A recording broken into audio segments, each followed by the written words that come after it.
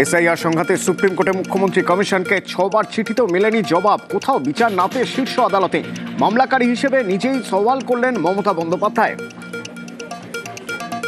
Instead of logical discrepancy, when you gave order, sir, they violated, and they say it is the discrepancy mapping. This court gave order that Aadhaar card will be one of the proof documents, but they said no.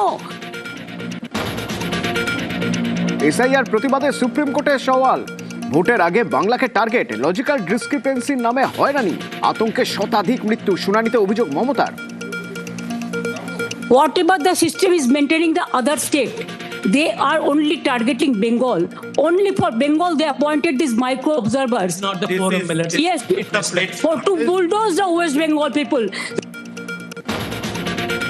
ভোটের আগে অপরিকল্পিত SIR এর অভিযোগ শীর্ষ আদালতে। মমতা বন্দ্যোপাধ্যায় কোনো বৈধ ভোটারের নাম যেন বাদ না যায় নিশ্চিত করা হবে, পর্যবেক্ষণ প্রধান বিচারপতির। পরবর্তী শুনানি আগামী সোমবার।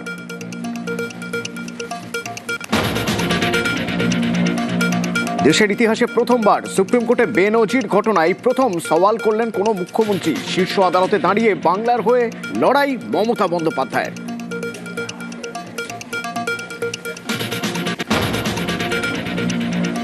এসআইআর অস্ত্রে দিল্লিতে ত্রিমুখী লড়াইয়ে মমতা। রাজধানী রাজপথ থেকে কমিশনের দপ্তর। বাংলায় গণতন্ত্র রক্ষায় সুপ্রিম কোর্টেও নিজেই করলেন সওয়াল।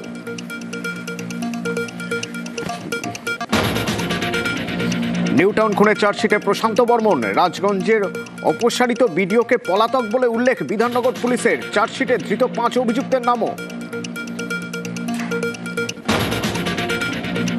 সোনা ব্যবসায়ী খুনে চার্জশিটে নাম প্রশান্ত বর্মনের। বিডিও পদ থেকে সরানো হলেও কিভাবে বহাল সরকারি চাকরি, উঠছে প্রশ্ন।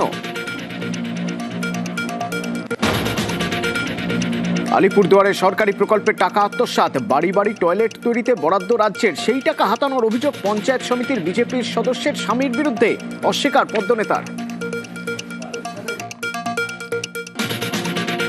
Top headlines.